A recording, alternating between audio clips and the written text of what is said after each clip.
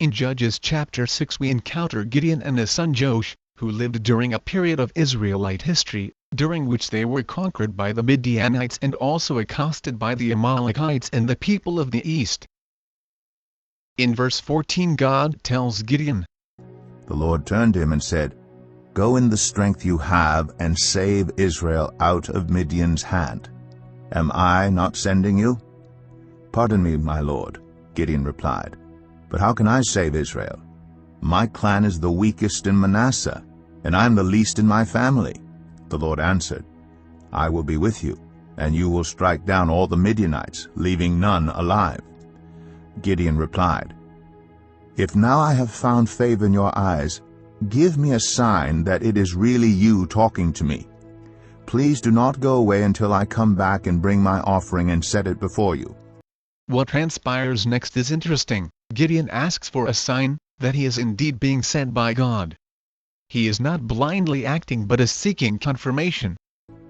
Gideon said to God, If you will save Israel by my hand as you have promised, look, I will place a wool fleece on the threshing floor.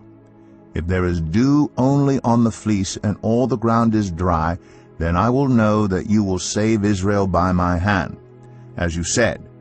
And that is what happened. Gideon rose early the next day. He squeezed the fleece and wrung out the dew, a bowlful of water. Then Gideon said to God, Do not be angry with me. Let me make just one more request.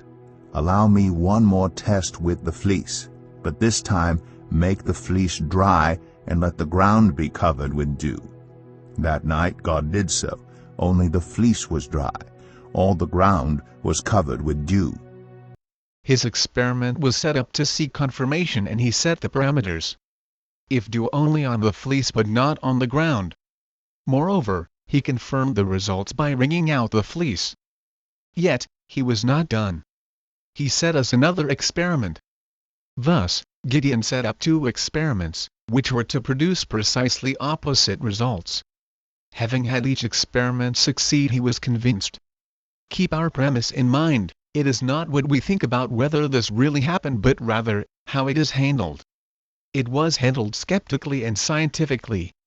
This is the biblical pattern.